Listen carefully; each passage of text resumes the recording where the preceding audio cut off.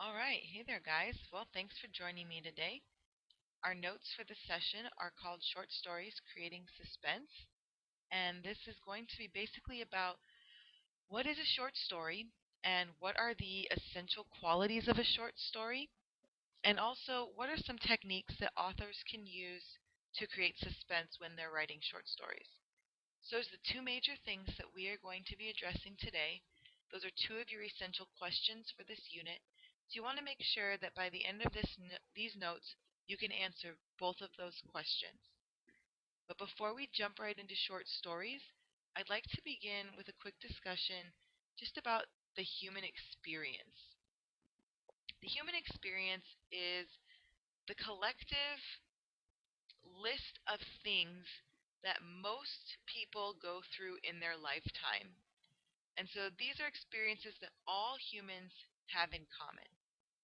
What I'd like for you to do is think of a list and actually write it down of 4 experiences that all humans have. Okay? So press pause, write your list, and then when you're ready to continue, press play, and we'll be right here. All right, welcome back. I'm sure you've got some great ideas on your list. I'd like to share a couple of my ideas too. If you don't have them, write them down. So, the first thing that I think of when I think human experience is emotions: love, hate, anger, joy, sadness, happiness, laughter. Okay, these are things that pretty much every person on the planet experiences at least once in their life. So we're talking emotions, we're talking human experience, anything that falls into that category. Relationships are also part of the human experience. We're all somebody's child. We all have friends, or at least people who we sit in a classroom with. Right? We relate to each other in a way that is human, as opposed to the way that dogs relate to each other. If there's not a difference, you might want to go get checked out. Human development is part of the human experience. We were all born. We all learned to crawl, then walk. We were all potty trained. We all went through puberty. We're all aging and going through the growing and aging process. So those sort of developmental things are all part of the human experience. And then eventually we all die. So that's part of our experience too. And we've all lost loved ones, or we will lose a loved one sometime in our life. So those sort of death ideas are part of the human experience. So you might have had more things on your list, or perhaps went into more detail. Awesome. So now we're going to talk about some of the elements of the short stories. Some of these we'll just go through really quick, and others we'll get into more detail as the notes progress. All short stories have a setting. A setting is when and where it takes place. So we're talking about location, but we're also talking the date, the time of year, the time of day. All of those things go into what the setting is. There's obviously characters. You can't have a short story where nobody does anything. There's a theme, and the theme is the part of the story that relates to the human experience. Okay, if it doesn't relate to you, it's not worth reading. You won't find it interesting.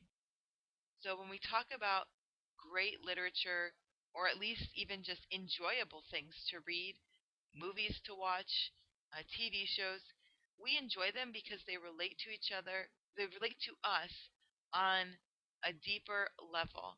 They connect in some way to a mutual experience. Okay, and so that experience is going to be the theme. Then we have point of view, which we'll get into in a couple slides. And then finally plot, and we're going to get into greater detail on that later on in these notes. But these are the 5 essential qualities of a short story. It has to have a setting, characters, a theme that connects 2 people on a deeper level, a point of view, and a plot. So we'll start with talking about point of view. There are a couple of different types of point of view. The first one is the first person point of view. This is when the narrator of the story is also a character in the story. And when they tell the story, they're saying I or we. So it's about things that this character or this narrator actually experienced, and they're relating, this is something that happened to me or is happening to me. Third person point of view is when the narrator is not a character in the story. They sort of observed as an outsider, and they're telling you, this is what happened to these characters, and I'm not one of the characters. And they're going to use he, she, and they as their pronouns. An omniscient third-person character, a third-person narrator, knows everything. They know the thoughts and the actions of all characters, no matter where they are.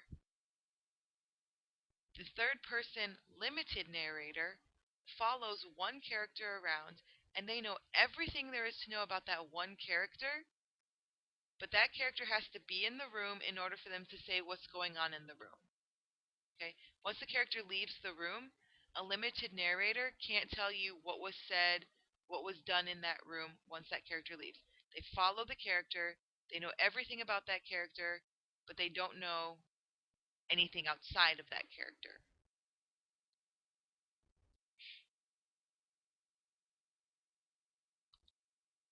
All right, and then we have different elements of the plot.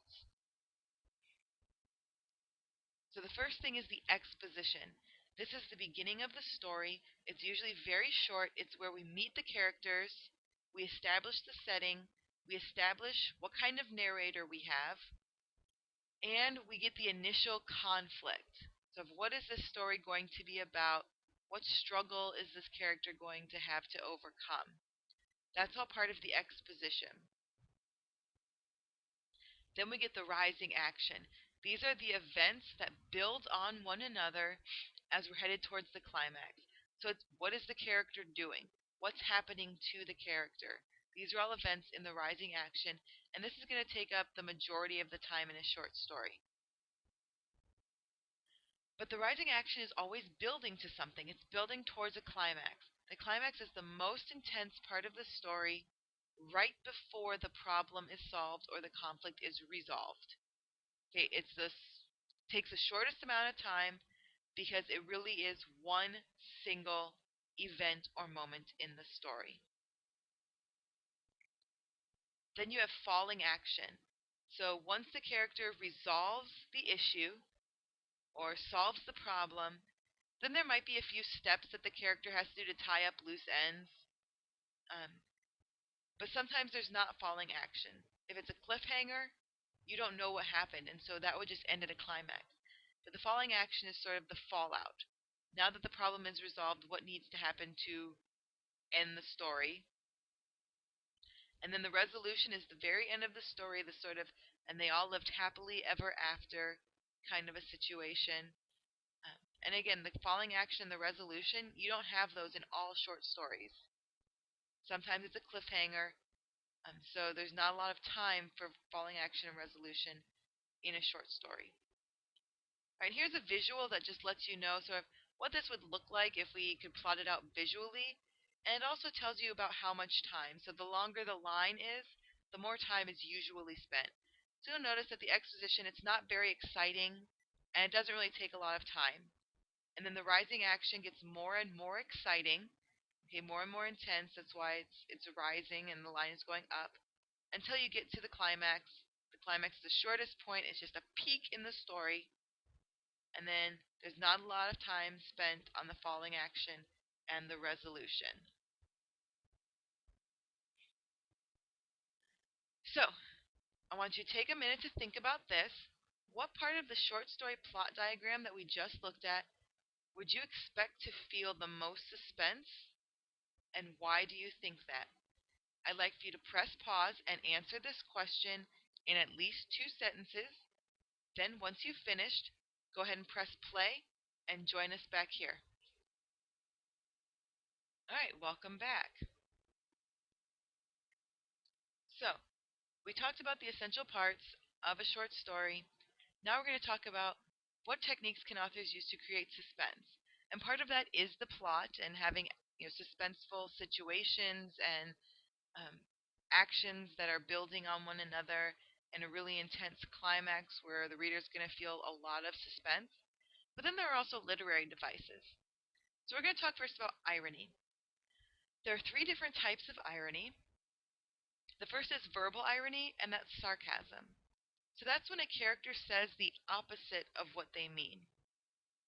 So they're being sarcastic or they're being deceitful. So it can either be blatant sarcasm or they're trying to trick somebody. Both of those are verbal irony. And you guys are high schoolers, so you know about sarcasm. Dramatic irony is when the reader knows something that a character does not. So, for example, a character leaves a room, and the other characters that are in the room discuss how they plan on murdering this character. And then the character returns, and everybody pretends to be happy, but really they're sort of slipping poison into beverages or different things like that. And so we as an audience know they're trying to kill you, but the character is completely oblivious. That's dramatic irony.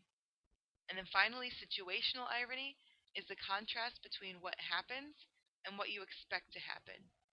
So we anticipate through the course of the story that the bad guy is going to be defeated, but then, oops, at the end of the story, the bad guy actually wins. Okay, situational irony. So we think, this is not what I expected. This is sort of the Alanis Morissette irony.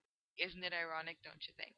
Okay, she's talking about situational irony, and that's the most common when people say irony. That's usually what they're talking about. Another device is the mood. The mood is the feeling that you get when you're reading a text. And the authors create this mood by choosing certain words and situations. So if you're trying to create a very happy mood in your story, you're not going to set it on a rainy, gloomy day where the sky is gray and there's thunder rolling in the background. Okay, that's just not happy.